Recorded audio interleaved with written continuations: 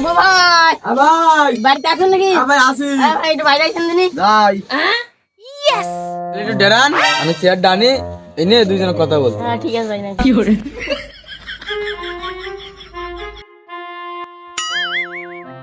বসেন বসেন হ্যাঁ বলছি ভাই। বলেন ভাই আমার তো একটা ছেলে আছে, তুমি তো জানো। আপনার মেয়েটা কি আমার ছেলের সাথে বিয়ে দেবেন?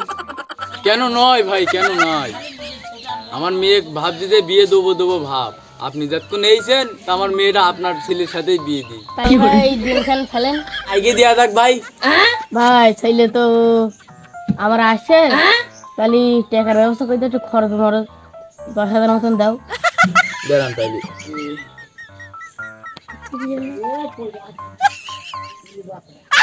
10,000, 1,000, 2,000, 3,000, 4,000, 5,000, 6,000, 7,000, 8,000, 9,000, 10,000 বুঝে নেন।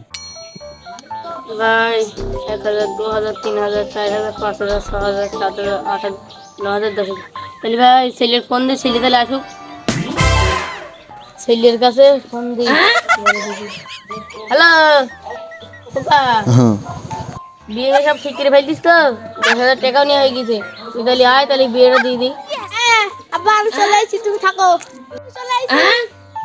আয় বাবা আয়।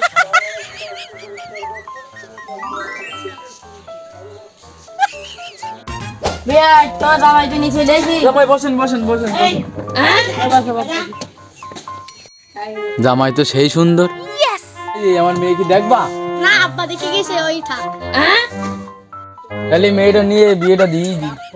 নিয়ে আসো আমার একটা মাত্র মেয়ে।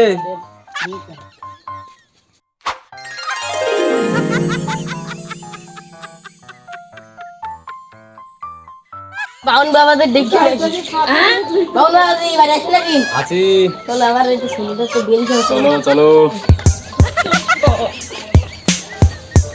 আমরা একটু বসি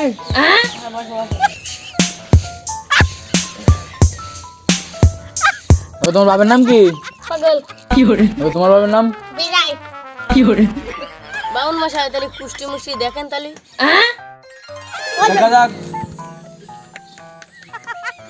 হ্যাঁ তাহলে তো ভালো দিনে আছে। তাহলে বাউন মশাই তাহলে বিয়ে পড়াও। 1 কেজি পেঁয়াজ, 2 কেজি আলু, 3 কেজি পটল, 4 কেজি পেঁয়াজ। বাউন মশাই কি বলছো বাড়া? আরে শালা আমি যে বাজারে ফর্দনে চলে এসেছি, বিয়ের ফর্দ আনতে মনে নেই রে। এবারে কি যে হবে নি।